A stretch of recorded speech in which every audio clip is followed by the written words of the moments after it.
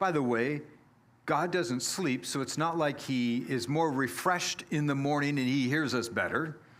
He doesn't get tired where, okay, well, at night he won't hear me. He doesn't get frustrated with the affairs of the day. We do. So if you have a special Bible or a special song or a special place to meet with the Lord, go for it. Do it. But be careful not to make that item or place what you worship. Don't make it, well, this is my holy Bible, and God only speaks through my Bible. And if somebody else takes my Bible, then a little bit, that Jesus didn't dress in an unusual way or a different way. It was normal for others to wear a garment. It was probably what we would consider something more like a robe, because that was the natural garb of others. And if it was a robe, it would have probably larger sleeves or more flowing sleeves, more flowing. It wasn't a tight-fitting, dry-fit t-shirt or something like that. It was much more flowing. So she didn't have to touch the physical body of Jesus. She didn't have to bump into him. She just had to touch the edge of his garment. But that would have been something that would have been normal or what everyone else did.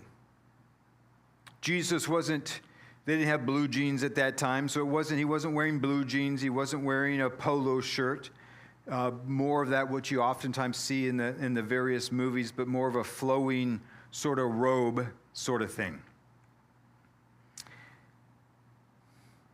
The woman believed what you and I might call a superstition, because she thought if she touched the edge of Jesus' garment that it would heal her. She exercised faith, but her faith was not 100% accurate. But notice, as we go through this, and I know you're familiar with this narrative, that Jesus doesn't turn around and say, "How dare you have faith in my garment?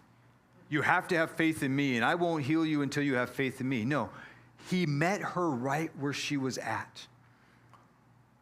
If she had more education or more exposure to the New Testament, she might rightly say, "No, Jesus can heal me any way he wants to."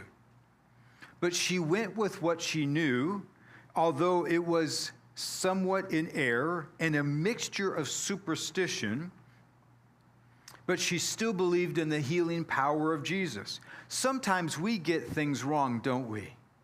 Sometimes we believe or we think something that later on, as we get more familiar with the scriptures, we discover, oh, I was wrong about that. But God still works or ministers through us or to us, even though we might be in error or we might even incorporate superstitions around us. Again, the idea of, well, I can only hear God if I go to the lake. We understand, I think all of you understand, that God is more than able to speak to you in your kitchen table as well as at the lake. But I do understand the idea of getting to a separate place, a place where you're intentionally seeking the Lord. But be careful not to think of, a magical bench or lake or a rabbit's foot that somehow gives you extra luck or something else like that. What we're looking for is, again, this point of contact for our faith.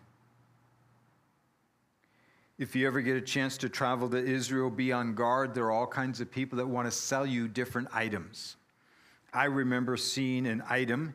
It looked like it was a splinter, literally. It was a splinter in a little tiny, fancy little jar in what they said was olive oil, and they said it was a splinter from the cross of Jesus Christ. Now, they had so many splinters, it would be a huge redwood tree or something huge for the amount of splinters that they were selling. Sometimes in some faiths or some places, the oil is special. If you ask for healing, if you ask for the elders of the church to pray for you and to anoint you with oil, understand it's not the oil itself, but it's that appeal to God. Some people have gotten baptized in the Jordan River, and there's nothing wrong with that. But I want you to be clear that getting baptized in the Jordan River or Lake Ray Hubbard, both of them are just as valid. It could be the backyard pool or your jacuzzi or whatever else it might be. It's the act of baptism. I understand there's significance because of the location and it reminds you of Jesus to get baptized in the Jordan River. And I don't hold that against anybody that get baptized in the Jordan River. But please be careful that we are careful to delineate that our faith is in Jesus Christ, not in an object or a place. And so as Jesus is doing this, verse 22, Jesus turned around, and when he saw her, he said, "Be of good cheer, daughter. Your faith has made you well." And the woman was made well at that very hour. What is it that made her well? Was it faith? Yes. It wasn't the garment of Jesus, that somehow Jesus was wearing holy garments or holy underwear. It wasn't that Jesus was walking on holy ground. It was her faith. Now, why in the world would Jesus turn around and point out to this woman that it was her faith? I think it was a teaching point, and I'd like to point out several things that I think are part of why Jesus did this, why he would turn around and point out to this. I believe that this woman, because of the issue that she had, would much rather have just sort of quietly gone away. To be healed but quietly gone away and have nobody pay any attention to her.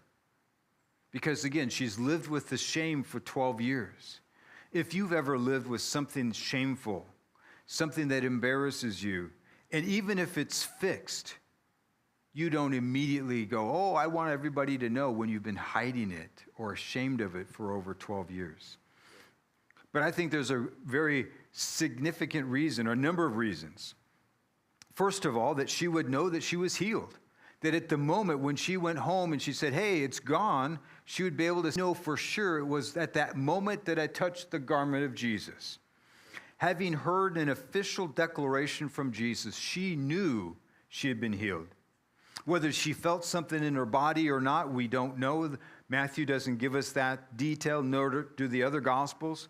But Jesus made a point to point out to her, this is the moment that you were healed. So her faith would be increased. He also did it so others would know. Remember, notice, Jesus didn't pull her to the side and quietly whisper in her ear, "Hey, guess what? I just healed you." No, he made a public declaration in the crowd as the crowd